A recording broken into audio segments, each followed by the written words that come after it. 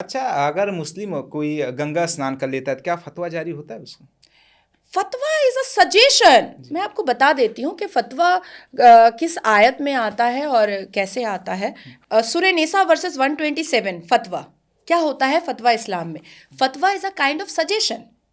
Suggestion ये है, अब जैसे मैं नमाज पढ़ी और नमाज पढ़ने के दौरान मुझे फाट हो गया, तो मैं इमाम साहब से फ़ोन की, मैंने पूछा कि नमाज पढ़ रही थी मैं और मुझे फ़ाट हो गया, तो क्या मेरा वज़ू रहा और मेरी नमाज हुई कि नहीं हुई। तो जो इमाम साहब बताएंगे ना कि नहीं नाजिया कोई बात नहीं, अगर ये आपको बीमारी है गैस का और आप नमाज पढ़ती हैं झुकती हैं तो फ़ाट हो जाता है, तो वो नमाज हो जाती है। तो दिस इज़ फतवा, दिस इज़ फतवा।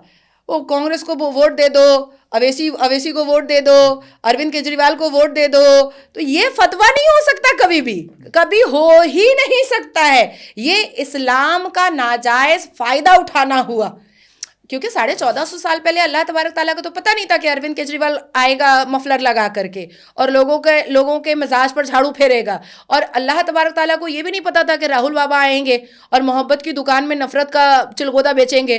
तो ये तो अल्लाह को नहीं पता था कि कोई पॉलिटिकल पार्टी आने वाली है। तो ये फतवा का मिसयूज़ जो है वो बहुत सारे मौलवी मुल्ला करते हैं। और अगर मैंने भी कहा है कि मैं कुंभ मेला में गंगा मैया स्नान करूंगी और अपने आप को शुद्ध करूंगी, तो मेरे ऊपर अगर कोई फतवा जारी करता है उस दिन के बाद, तो सीधा अरब पूछेगा उनसे, अरब उनसे उनके सवाल का जवाब देगा और फतवे का रिप्लाई भी अरब देगा। और मैं चाहती हूं कि कोई फतवा करे ताकि कॉलर पकड़ करके घसीट करके लुंगी खोल करके अपने पैसे पर मैं उस फतवा देने वाले को अरब ले करके जाऊंगी और वहां पर कोड़े बरसवाऊंगी।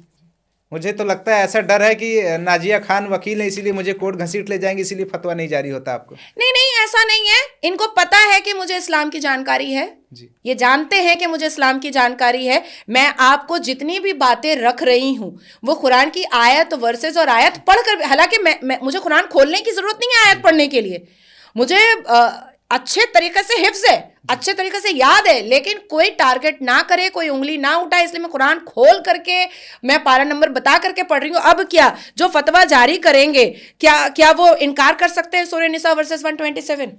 इनकार कर सकते हैं? नहीं कर सकते।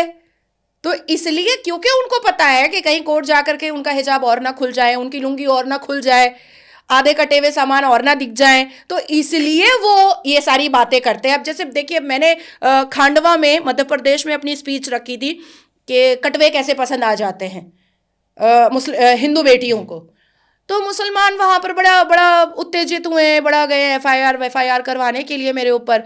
तो मैंने एक ही सवाल पूछा कि भैया मुझे ये बताओ कि ये खतना सरकमसेशन प्रॉफिट मोहम्मद का हुआ था कि नहीं हुआ था, क्या इसकी कोई आयत अल कुरान में है? अगर है तो दिखा दो, है तो दिखा दो, मुझे कोई आपत्ति नहीं है। तो सरकमसेशन इनका खुद का पैदा किया हुआ है, अब ये क्या मुझे इनकार कर पाएंगे? मैं तो कुरान लेकर के बैठी हुई हूँ। अच्छा, एक मुस्लिम दर्शक ने कहा है कि एक सवाल पूछिएगा कि नाजिया खान मुस्लिम के खिलाफ बोलकर राजनीति चमका रही हैं क्या? ऐसा दर्शक का सवाल है। मैं उस दर्शक से कहना चाहती हूँ, एक तो मैं लल्लू पंजू का जवाब देती नहीं हूँ, चवन्नी अठन्नी ये सब चिरकुट, 20 रुपए का नेट भराता है और बड़ा आया नाजिया इलाही खान से सवाल पूछने वाला। नाजिया इलाही खान ने 4 जनवरी 2018 को भाजपा ज्वाइन किया था। वो ज्वाइनिंग करने के बाद क्या मैंने कभी जेपी नड्डा जी को बोला कि मुझे पद दीजिए? क्या मैंने अमित शाह जी को बोला कि मुझे पद दीजिए? क्या मैंने पश्चिम बंगाल में किसी को बोला कि मुझे पद दीजिए?